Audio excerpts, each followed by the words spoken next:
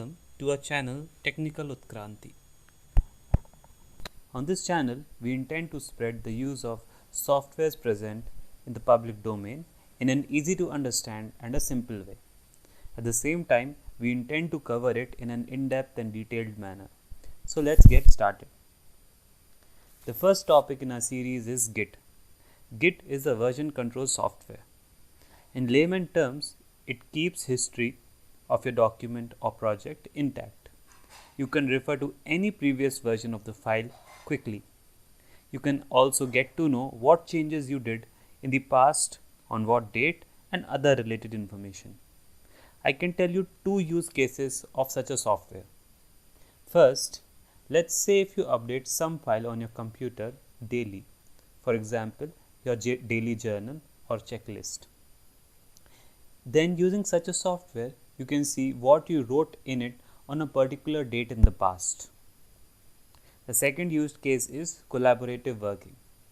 That is, multiple people working on the same project. It is all the more relevant in such a scenario to keep track of changes as to who did what on which date. So these two are the use cases of the version control software. Now let's see what we will be going to see in the first video of this series. So these three topics, which is different types of version control system, basically classification of version control system, brief history of Git, and a little bit of terminology so that we can understand what is coming up in the subsequent videos. There are three kinds of version control systems: local VCS, centralized VCS, or a distributed VCS. So let's see what is local VCS. When you regularly keep copies of your work to some other folder, then you are maintaining your version control system. It is very simple but prone to error, as in you may overwrite the previously stored copy, or you may forget the folder where you stored the file altogether. This kind of version control system, since it is localized, doesn't allow for multiple users to access your data, and therefore collaboration is not possible. Now let's come to a centralized version control system. As a heads up, SVN is a type of centralized version control system. Here the project data is there on a central server. The server maintains the version control as well as allows for collaboration, as all the files are accessible to users working on the same project. One problem with such a version control system is that if control server malfunctions, that is, this server, which is also the central server, if it malfunctions, there is a risk of losing the data in its entirety. Now let's get on to the distributed version control system. Here also the data is on the central server, but the bigger feature is that all the users also need to maintain the entire project if they want to work on the project. In simple terms, the users download and upload entire project even if they have to make a change to a single file. As you can see, this is the entire project on the server, and the transaction of user A with the server leads it to have complete project only. It can't transact in terms of files. Okay. Over time, different users have complete repository, and if the central server malfunctions or goes corrupt, copy of one of the users could be stored on the central server. Therefore, this setup minimizes the chance of losing the entire project data in its entirety, right? Git is an example of version control system. So this is where Git falls in, and we'll see Git now in detail. Let's start with a brief history of Git. So Linux is a type of operating system, and its kernel maintenance was predominantly between 1991 to 2002.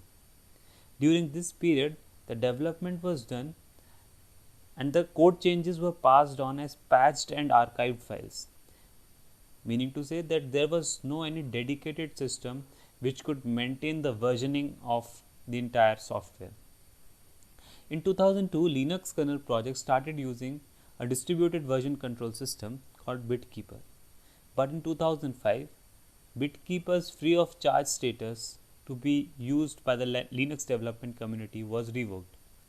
This prompted the community to make their own tool. Let's see how can we do setup for Git in our machines.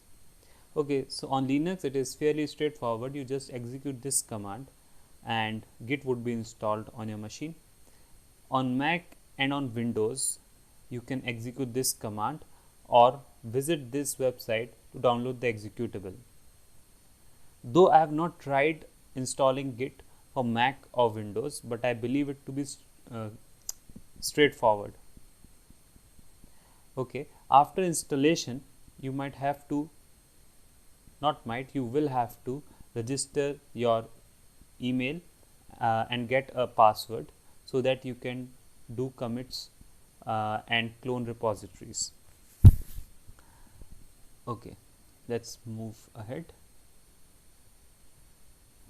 So in the beginning of this first video, I gave the two used cases of Git. The first is maintaining the history of your local file, and second is collaborative working. Okay, so we'll first look into maintaining the history of a local file. Hi, so let's look at the first use case. In any directory, if you want to track all the files in the directory, you just need to execute the command git init. With this, a directory called .git would be created, which would keep track of all the files you put into this particular folder. So let's say I make a file checklist.txt. Now I update my checklist with task 1, task 2 and save it. After that, after adding any file, you have to stage that file. Just be patient, you'll understand due course of time all these terminologies.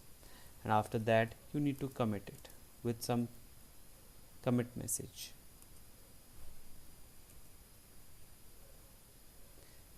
In that way, you have just stored the first version of your checklist. You can see the history of your directory using this particular command. So previously I have been maintaining the history of this particular file. That's why 3 versions of it already exists. This is the first use case.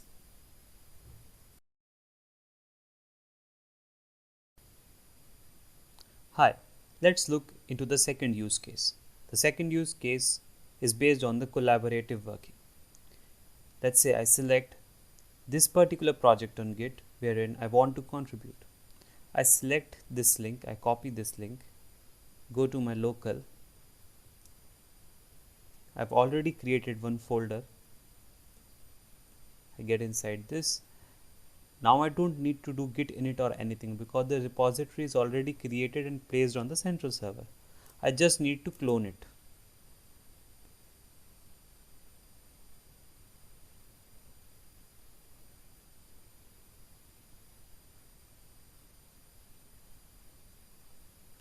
Cloning means in simple terms downloading. So that particular, using this particular link, it downloads the contents present in this repository, at the end of which you'll have all the contents which is there on the central server in your local server. As you can see, api.txt examples, lib test, everything has come into your local, right? So now you can do changes similarly the way you changed your local repository in the first use case and then push it back to the central server. The details of these things would be looked on in subsequent videos.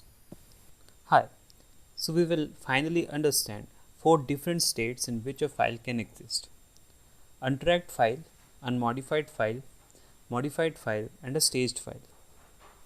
Out of these 4 states, staged file is something which you won't be able to make out just by the name. So I'll just give a heads up. Staged file are those files which will be stored in Git if you commit something in it. So there could be 100 files which you modify, but only one file if you stage, then only that one file would be stored. Let's look in these terminologies with the help of an example.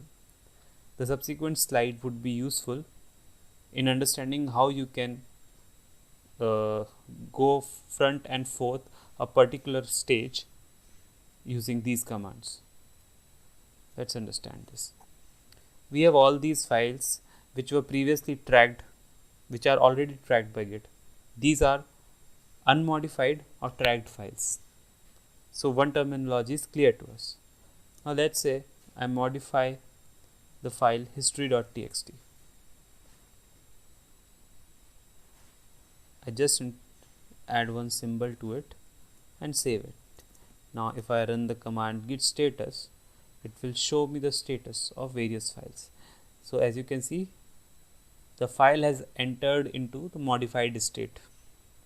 Okay. So from unmodified status, it has come into the modified state. Now if we want to revert this particular change, we can use this command.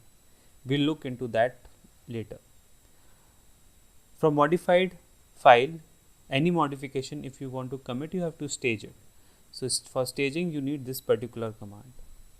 So git add history dot, and now if you run git status, you can see that it has entered into modified state. Now after staging file, you realize that no, you don't have to commit. You can use git reset command.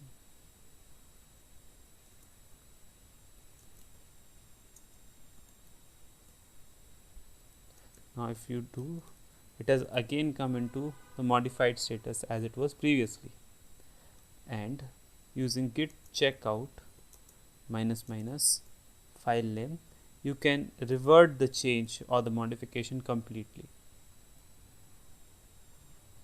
Sorry, this command needs correction. It's git checkout -- space and a file name. So this change is clear to you. What is unmodified, modified, and staged.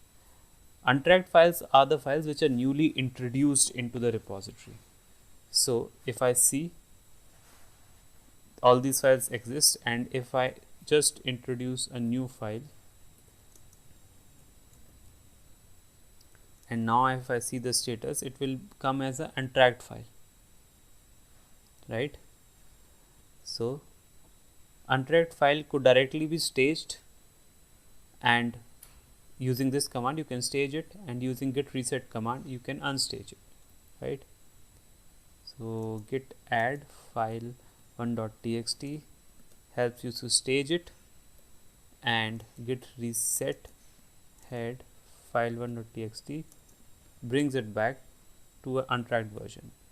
I can now remove this and see that my repository is clean. So now we understand how to go into different states and come back, right? That's it for today. In part 2, we'll look into the fundamentals of Git, how to see the history log in different